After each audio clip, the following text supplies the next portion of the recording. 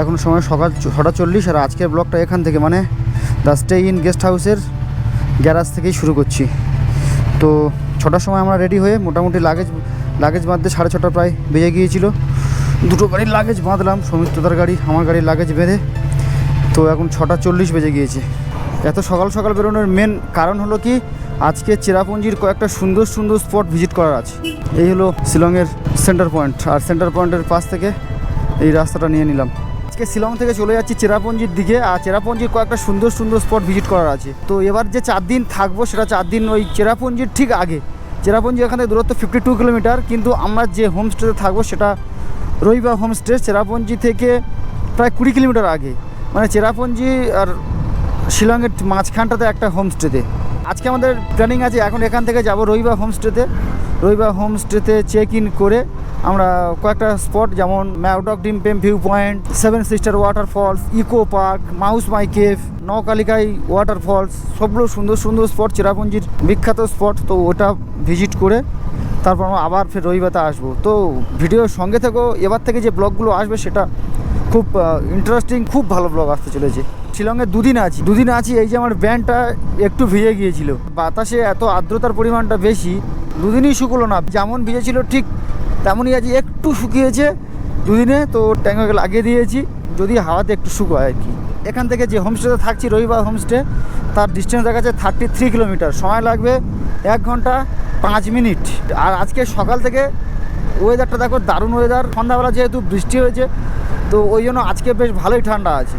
কাল সন্ধ্যাবেলা যখন আমরা সেন্টার পয়েন্টে যাবো বলে রেডি হয়ে গিয়েছি প্রায়, সঙ্গে সঙ্গে প্রচুর বৃষ্টি আসছিল। তো ওই জন্য কিছুক্ষণ ওয়েট করেছিলাম। মেঘালয়ের ওয়েদারটা জাস্ট দেখো, নীল আকাশ, বেশ সুন্দর একটা ঠান্ডা ঠান্ডা ওয়েদার, দারুণ ফিল আসছে। কাল সন্ধ্যাবেলা আমরা গিয়ে অনেকটা ঘুরলাম শিলংয়ের ওই যে সেন্টার পয়েন্টের মার্কেটে, আর ব্লগ করিনি। তবে শিলংয়ের এখানটায় সব কিছু এক্সপেন্সিভ, হোটেল থেকে শুরু করে, হোটেল তো এক্সপেন্সিভ। তোমরা জানলে গিয়ে একটা নাইট থাকবো 3000 টাকা, রুমের কোয়ালিটিও মানে খুব একটা ভালো ছিল না।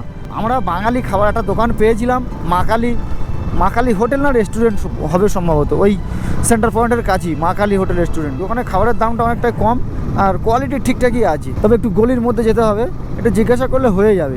আর তাছাড়া বাকি আদার্স সবই এক্সপেন্সিভ। তবে আজকে সকালবেলা চাটা কিছু খাওয়া হয়নি, কারণ যেহেতু আমরা আজকে এত সকালে বেরোনোর পরিকল্পনা করেছি, ওই জন্য কালকে রাত্রেবেলা মানে আমরা শিলং সেন্টার পয়েন্ট থেকে ঘুরে এসে ওখান থেকে খাওয়া দাওয়া করে এসে ব্যাগ গুছাতে লেগেছিলাম। তো যেহেতু ইলেকট্রিক কেটেলটা ছিল, ওই জন্য আজকে সকালবেলা চাটা করা হয়নি। ওই ব্যাগের ভিতরে সব গুছিয়ে দিয়ে প্যাক করে ঘুমিয়ে পড়েছি। সকালবেলা উঠে জাস্ট ব্রাশটা করলাম, করেই বেরিয়ে একটু আগে আসলাম। ওদিকটা কিন্তু বৃষ্টি হয়নি, কিন্তু এই দিক থেকে যে জল নামছে, মানে বোঝা যাচ্ছে এখানটায় বৃষ্টি হয়েছে। তবে কালকে যখন আমরা এই রোড দিয়ে এলিফ্যান্ট ওয়াটারফলস, ওয়াটস লেক বা শিলং ভিউ পয়েন্টের দিকে যাই, প্রচণ্ড লাইন ছিল গাড়ির। তবে কালকে যদিও বেলা ছিল সকাল 9টার, আজকে সকাল 7টার মধ্যে আমরা এই রোডে চলে এসেছি অলরেডি। কত 7টা তো বাজেনি, 6:55। দারুণ সকালবেলা ক্রিস্টাল ক্লিয়ার ওয়েদার। আর আমার ডান দিকে শিলংয়ের সব ঘরবাড়ি, মানে উপর থেকে বেশ দারুণ লাগছে। ঠান্ডা কিন্তু বেশ ভালোই। প্রথম দিনে যেমন রাইড করেছিলাম, তবে প্রথম দিন কিন্তু সকাল 9টায় রাইড করেছিলাম, ওই জন্য বুঝতে পারিনি যে কতটা ঠান্ডা। কিন্তু সকালবেলায় 7টার সময় বেশ ঠান্ডা আছে। সকালের দিকে দেখ গাড়িগুলো, তো এবার গাড়িগুলো শুধু উঠছে, নামার গাড়ি কম, ওই জন্য আমি ভালোভাবে বেরিয়ে যেতে পারছি।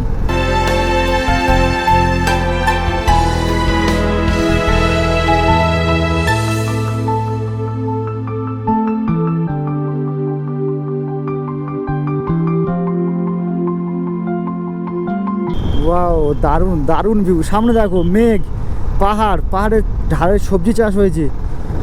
ওফ, দারুণ বিউটি। সকাল সকাল এইরকম ভিউ সত্যি মন ভালো করে দেয়। এখানকার নেচারটা সত্যিই আলাদা, শিলংয়ের থেকে অনেকটাই পার্থক্য, অনেকটাই ঠান্ডা লাগছে। আর এদিকের পরিবেশটাও বেশ দারুণ। এই যে পাহাড়ে এসছি, এইবারে ফিলটা আসছে যে পাহাড়ে এসছি। কেন কি পাহাড়ে আসবো আর এইরকম চারিদিকে এইরকম ভিউ থাকবে না, তাও তো পাহাড় বলে মনে হয়। শুধু তো শিলংয়ে ছিলাম, চারিদিকে শুধু ঘর আর ঘর। এখানেও ঘর বাড়ি আছে সেটা নয়, কিন্তু আরেকটু পরে ঘর বাড়িটা অত কমে যাবে আর গ্রিনারিটা বেড়ে যাবে। চেরাপুঞ্জির দিকে আমরা যত যাচ্ছি তত ওয়েদার পুরোটাই ঘুরে যাচ্ছে। মানে দেখছিলে কি সুন্দর রোদ, এখানটায় পুরো মেঘ, চারিদিকে পাহাড়গুলো দেখো, দেখলেই তোমরা বুঝতে পারবে যে কি সুন্দর। ঠান্ডাটাও যে একটু বেশি বেশি লাগছে, গ্লাভস ছাড়া চালাচ্ছি, গ্লাভসটা পরে নিতে হবে।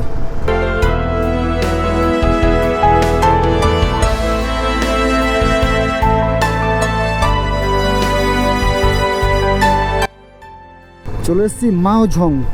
এইসব নামগুলো কিন্তু একদম আনকোরা টাইপের নাম, এই নামগুলো কোনোদিনও শুনিনি। হোমস্টে এখান থেকে বাকি 6.6 কিলোমিটার, কিন্তু এর আগে একটা স্পট আছে ম্যাওটক ডিমপেম ভ্যালি ভিউ পয়েন্ট, ওটাই চেরাপুঞ্জি যাওয়ার পথেই পড়বে ওটা। আর এখানটা তো মেঘ আর মেঘ, ভ্যালিটা কি দেখতে পাবো? Welcome to Mawdok Dympep valley. চয় সামনে পড়বে। ঠান্ডা লাগছে না? আমরা তো মেঘের মধ্যে আছি, তো মেঘের মধ্যে থাকলে তো এমনিতে তো গা তো ভিজবে, এরকম হালকা হালকা গুঁড়িয়ে টাইপের হবে। এখানে তো সবসময় বৃষ্টিই হয়।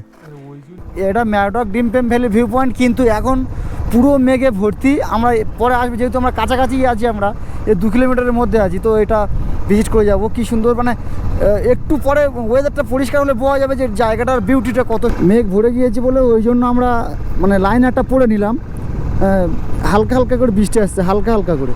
আর এখান থেকে হোমস্টে দূরত্ব 3.6 কিলোমিটার অনলি। চলো ফুয়েল আপটা করিয়ে নিই। যখন থেকে এসেছি তখন থেকে মাত্র একবারই পেট্রোল মেরেছি, একবারই। कार्ड से पेमेंट होगा? ओके ओके, फुल टैंक कर दीजिए, फुल टैंक। पेट्रोल का रेट 96 টাকা 64 পয়সা। পেট্রোল গেল 9.9 লিটার, বিল হয়েছে 956 টাকা 74 পয়সা। হোমস্টের একটু আগেই পেট্রোল পাম্পটা ছিল, পেট্রোল ভরালাম। তো এই যে দেখছো রহিবা হোমস্টে একদম মেন রোডের পাশে, এই চলে এলাম।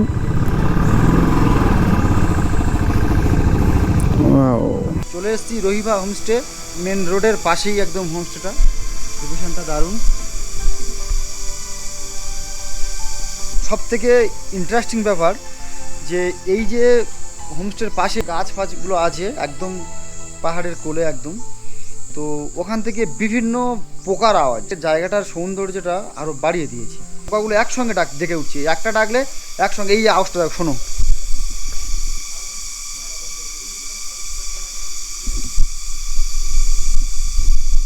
ডান দিকে রুম, এটা রিসেপশন আছে হোমস্টের, রুম আছে। আমরা নিয়েছি এই ধারের এই রুমটা। এটা ডবল বেডের রুম, এটাতে 3 জন থাকবে, ঠিক আছে। খাটের উপর থাকবে 3 জন, আর এখানটায় 2টো বেড দেবে, ওখানটা থাকবে 1 জন। কারা উপরে কারা থাকবে?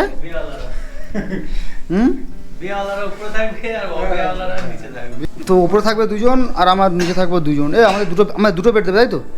ঠিক আছে। আর একটা ছোট আলমারি আছে, একটা টেবিল আছে, এদিকে একটা র্যাক মতো আছে। তো আর বাথরুমটা দেখিয়ে দিই। বাথরুমটা বেশ ছোটোর উপর দিয়ে ঠিক আছে, উপরে গিজার আছে। এই শীতে ঠান্ডার সময় গিজারটা বেশ কাজে লাগবে। এই রুমটা অ্যাকচুয়ালি 3 জনের জন্য বুকিং হয়েছিল, পার নাইট 2000 করে কথা হয়েছিল, শুধুমাত্র স্টের জন্য। তো আমাদের এক্সট্রা 1 জন বেড়েছে, ওই জন্য আমাদের টোটাল 10,000 টাকা 4 দিনের, পার ডে 2,500 টাকা করে পড়ে যাচ্ছে। এখন সময় সকাল 9টা, আর আমরা এই যে হোমস্টে আছে থাকার জায়গা, তলাতে আছে রেস্টুরেন্ট। তো ওখানটা আমরা অর্ডার করেছি পুরি, আর এদিকটা হচ্ছে কিচেন। আমাদের ব্রেকফাস্ট রেডি। তো এই 2টো করে পুরি আর সবজি আর একটু পেঁয়াজ কুচি আছে। তো এই ব্রেকফাস্টের প্রাইসটা 50 টাকা। সবজিটা হয়েছে বাদাম, গাজর, আলু, কাঁচা লঙ্কা, ধনিয়া পাতা দিয়ে বেশ দারুণ একটা সবজি করেছে। হয়তো একটু এক্সপেন্সিভ, কিন্তু বেশ খাবারের কোয়ালিটি ভালো। তো এখন সময় 10:25, আর এই হোমস্টেতে আমরা আছি। এখন যাব সাইট সিংয়ে। 7 সিস্টার ওয়াটারফল দূরত্ব এখান থেকে 23 কিলোমিটার। আর আমাদের এতটা দেরি হলো, তার কারণ হলো আমরা ব্রেকফাস্ট করে রেডি হয়ে বেরিয়েছিলাম, এখানে হঠাৎ করেই বৃষ্টি, রোদ ঝলমলে আবহাওয়া ছিল, হঠাৎ করেই বৃষ্টি চলে এসছে। এখানে বৃষ্টি হচ্ছে, ওখানে বৃষ্টি হচ্ছে না, তো ওই জন্য একেবারে রেল লাইনার সব পরে নিয়ে একবার বেরিয়ে গিয়ে আগে এখানটা মোবাইল মাউন্ট করতাম, কিন্তু যেহেতু বৃষ্টি হচ্ছিলো, এটা ওয়াটারপ্রুফ মোবাইল হোল্ডার এটা নিয়েছিলাম বাড়ি থেকে, তো কাজে লাগবে এখানটা, ওই জন্য ওটা লাগিয়েও নিলাম। ও মেঘগুলো কিরকম উড়ে যাচ্ছে দেখো, গোপ্রো কতটা ক্যাচ করতে পারছি দেখতে পাচ্ছি না, কিন্তু হু করে মেঘগুলো উড়ে চলেছে। মেঘের রাজ্য মেঘালয়, এই জন্যই তো বলে এখানটা মেঘের আনাগোনা সবসময় লেগেই থাকে। ও হোয়াট এ ভিউ! এইরকম ভিউ সত্যি মনোমুগ্ধকর, তবে বিপদও আছে। এই যে বাঁকটা আছে, পুরো অন্ধকার অন্ধকার আর অন্ধকার, মেঘের মধ্যে দিয়েই যাচ্ছি। আজকে থেকে 4 দিন পুরো ফুল চিল ঠান্ডা, এরকম ঠান্ডা ওয়েদার, মেঘ, বৃষ্টি, ট্রেকিং, সব কিছু তোমাদেরকে দেখাবো। রাস্তার ভিউটা দেখো, কখনো মেঘের ভিতর দিয়ে যাচ্ছি, কখনো জঙ্গলের ভিতর দিয়ে যাচ্ছি। Sohra 8 kilometre, 8 minute. সোহরা মানে হচ্ছে চেরাপুঞ্জি, আগেই বলেছিলাম।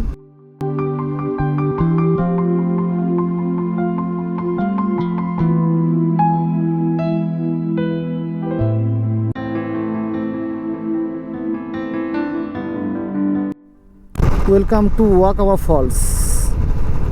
এখান থেকে ওয়াকাওয়া ফলসে তো ওরা যাওয়ার সময় তো ভিজিট করতে পারি, যদিও আমার প্ল্যানিংয়ে ওয়াকাওয়া ফলস নেই। এই দেখো, এই জায়গাটা ফাঁকা, ওই জায়গাটা মেঘ জমে পুরো একদম আবছা হয়ে গিয়েছে। এই মেঘে ঢুকলাম, আবার ঠিক এটা পেরিয়ে এই সামনের দিকে চলে এলাম। এই খালি কেমন কমেন্ট করে জানাও রোডের ভিউ কেমন। যখন একটু করে ভাবি যে রেনকোটটা খুলবো, তখনই মোটামুটি হালকা পাতলা বৃষ্টি হয়। আমার বাঁ দিকটাতে এত সুন্দর সুন্দর ভিউ, মানে কি বলবো, অসাধারণ ভিউ লাগছে, কিন্তু আমি তাকাতে পারছি না, কেন কি আমি রাইড করছি। তো পল্লবকে বললাম যে একটু ভিডিও কর, আমি দেখি। তো লোকেশানে সেট করেছিলাম 7 সিস্টার ওয়াটারফল। তো আমাদের এই পালা যে হোটেলটা আছে, রিসর্টটা আছে, ওখানটা নিয়ে চলে এসছে। তো আবার এখানটায় থেকে সেট করলাম 7 সিস্টার ওয়াটারফল ভিউ পয়েন্ট মারতে। আমাদের এখান থেকে দেখাচ্ছে 5 কিলোমিটার। আর বৃষ্টিটাও সেরকম এলো, প্রত্যেক মুহূর্তে এই রোদ এই বৃষ্টি, মেঘালয় এটাই বৈচিত্র্য। 7 সিস্টার ওয়াটারফলস গেলাম, কিন্তু ওয়েদারটা ঠিক এরকম। আর 7 সিস্টার ওয়াটারফলসে তো একটু ভিজিবিলিটি আছে, 7 সিস্টার ওয়াটারফলসে কোনো ভিজিবিলিটি নেই, কিছু নেই, পুরো চারিদিকে মেঘ আর মেঘ। তো ওখান থেকে কিছু দেখতে পেলো না বলে চলে এলাম আমরা মাউসমাই কেভের দিকে। এখান থেকে আমরা টিকিট কাটলাম 2 হুইলারের জন্য 20 টাকা আর 4 চাকার জন্য 40 টাকা। কেভে যাব, তো তার আগে এই অবস্থা থেকে যেতে ইচ্ছা করছে না বলি।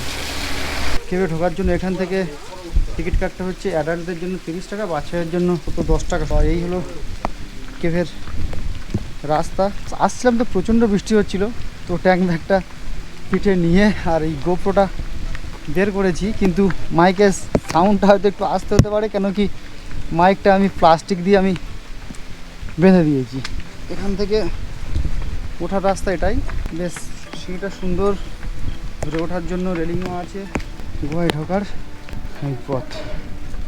কেউ যাতে ঠিকঠাকভাবে যাওয়া যায় এই জন্য লাইটও দেওয়া আছে।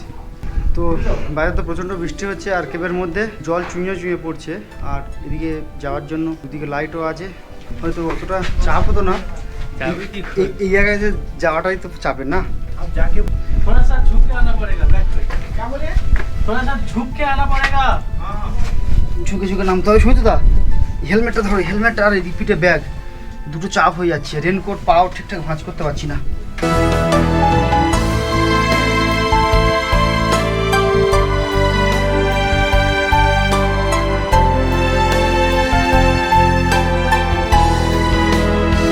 মাঝমাকে ভিতরে ঢুকলাম, তো 15 মিনিট আমরা অ্যাডভেঞ্চার করলাম।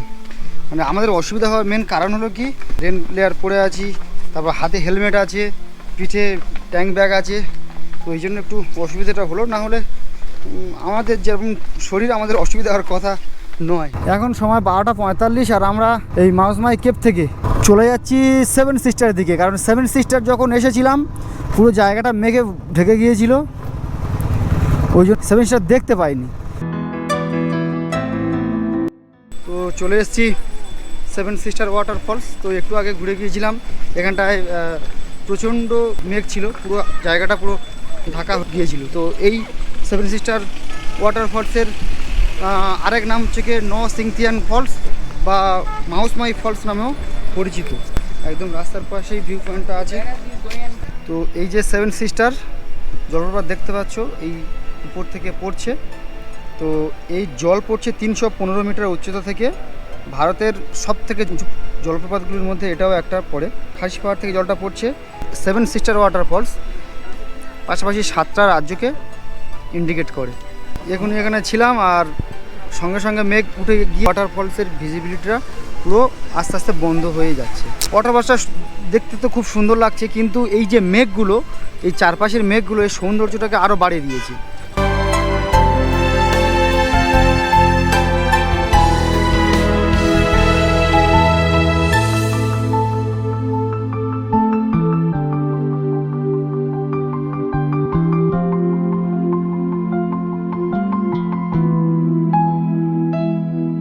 সেভেন সিস্টার ওয়াটারফলস জাস্ট আমরা এসেছি 10 মিনিটের জন্য মোটামুটি ভিজিবিলিটি হয়েছিল, তারপর পুরোটাই মেঘে ঢেকে গিয়েছে। আমরা দেখতে পেয়েছি, আর উপর থেকে তো নৈসর্গিক দৃশ্য যাকে বলে সেই রকম একটা ব্যাপার, সাদা মেঘ, উপর থেকে জল পড়ছে, দারুণ একটা সিনিক বিউটি। তো এখন আমরা চলে যাবো এখান থেকে ইকো পার্ক থেকে দেখা যায় সেভেন সিস্টার ওয়াটারফলসের জলটা কোথা থেকে পড়ছে, এটা সুন্দর দেখা যায়। চলে এলাম ইকো পার্কের এই গেট। কত? 2 হুইলার 10 পার্কিং এখানটায়, বাঁ দিকটাতে পার্কিং। তো ইকো পার্কের এই টিকিট কাউন্টার 14 বছর নিচের বাচ্চাদের জন্য 10 টাকা আর অ্যাডাল্টদের জন্য 20 টাকা। ইকো পার্কের গেস্ট হাউস আছে, গেস্ট হাউস ইকো পার্ক। এদিকটা আছে টয়লেট আছে, সুন্দর পরিষ্কার পরিচ্ছন্ন। আর ওদিকটাতে দেখছিলাম যে পরিষ্কার পরিচ্ছন্ন রাখতে হবে, যদি কেউ নোংরা টোংরা ফেলে সেক্ষেত্রে 500 টাকা ফাইন পড়বে। এখানটায় বসার জায়গা, উপর থেকে ভিউ পয়েন্ট, এখান থেকে ভিউটা দেখা যায়। ঢালাই করা রাস্তা করা আছে তলার দিকটায়, এরকমভাবে নেমে গিয়েছে। এদিকটা একটা কৃত্রিম ঝর্ণা, একটা দোলনা করা আছে, লেখাও আছে। এগুলো যেগুলো করা আছে এগুলো চিলড্রেনদের জন্য, অ্যাডাল্টের জন্য নয়। আমরা seven sister waterfalls view point গিয়েছিলাম ঠিক ওই দিকটাতে, ওখান থেকে ভিউটা দেখা যাচ্ছিল। জলটা পড়ছে ঠিক এখান থেকে, এই যে জলটা পড়ছে এটাই। তোমাকে আসার সময় বলছিলাম যে এখান থেকে জলটা পড়ে এই ইকো পার্ক, মানে এখান থেকে জলটা পড়ছে, আর ওদিক থেকে ভিউটা ভালো দেখতে পাচ্ছি আমরা। এরকম 7টা ধারা আছে। এই মুহূর্তে আছি ইকো পার্ক, যেটা চেরাপুঞ্জির বাসস্ট্যান্ড থেকে দূরত্ব 3 কিলোমিটার এবং সেভেন সিস্টার ওয়াটারফলস ভিউ পয়েন্টের খুব কাছাকাছি অবস্থিত। মেঘালয় সরকার কর্তৃক এই ইকো পার্কটা তৈরি হয়েছিল 2004 সালে। সোহরার গ্রিন ক্যানিয়ন এবং এর চারপাশের জলপ্রপাত উপভোগ করতে সুবিধা হয়। এখান থেকে বাংলাদেশের সিলেট সমভূমি চমৎকার দৃশ্য দেখা যায়। পার্কে শিশুদের খেলার জায়গা, ভিউ পয়েন্ট, ফুটব্রিজ, জল সংরক্ষণের স্ট্রাকচার এবং অনেক আশ্রয় কেন্দ্র রয়েছে।